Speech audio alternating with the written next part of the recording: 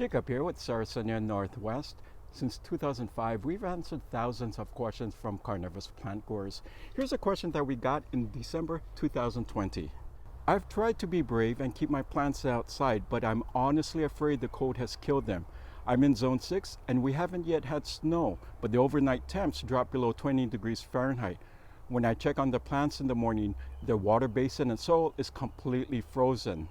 What should I have done differently? Should I toss these poor babies in the trash and start over in the spring?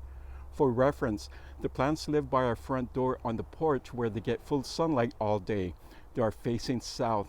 The plants have never been repotted since they were shipped to us 6 months ago. Based on the grower's photo, her Venus flytraps are toast.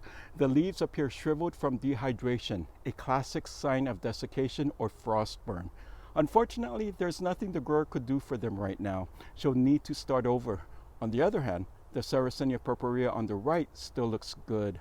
The pictures are brightly colored and looks pretty normal for this time of the year. Now, the grower lives in USDA Zone 6, and Flytraps and Sarracenia are capable of handling her winters.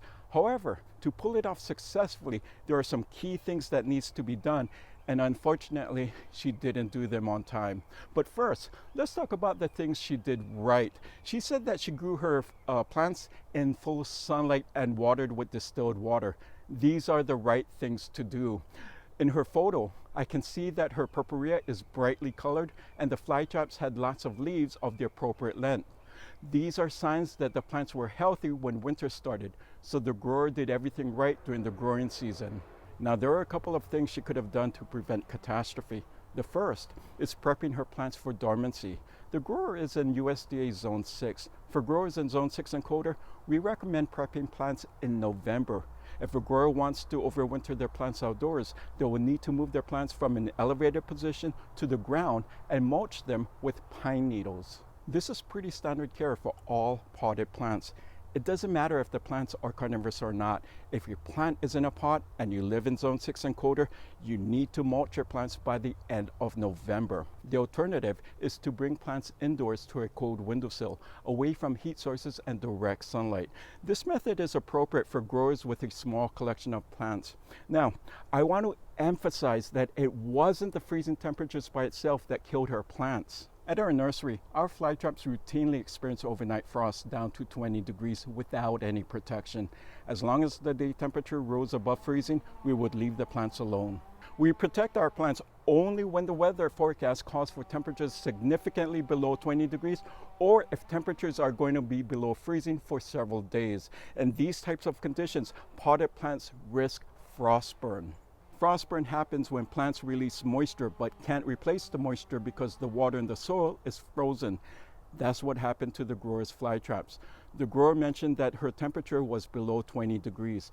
At colder temperatures, there is less moisture in the air, so the risk of moisture loss increases.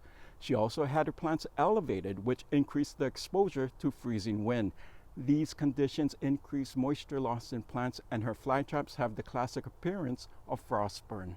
For growers in 7, 8, and 9, these types of weather conditions happen infrequently, so the only care they need to do is to cover their plants. The coldest we've experienced here at the nursery was in December 2009 when the temperature got down to 7 degrees.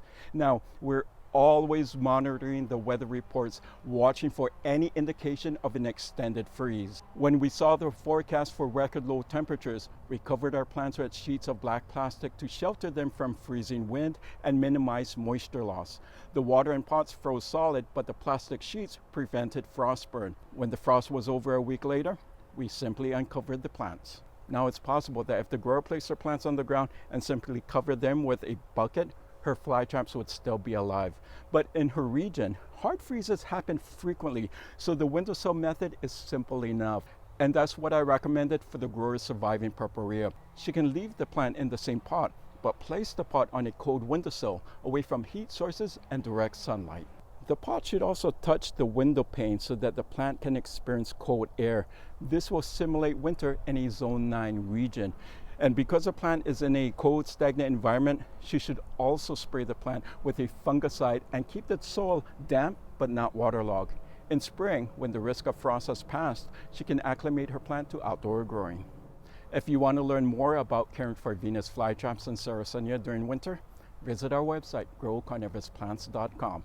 We have tons of information, including our digital download, the Ultimate Carnivorous Plant Guide for Beginners. In this digital download, I share with you the precautions you need to pay attention to during winter. We also have care sheets on our website you can download for free. So visit growcarnivousplants.com. Thank you so much for watching. I look forward to seeing you in another video.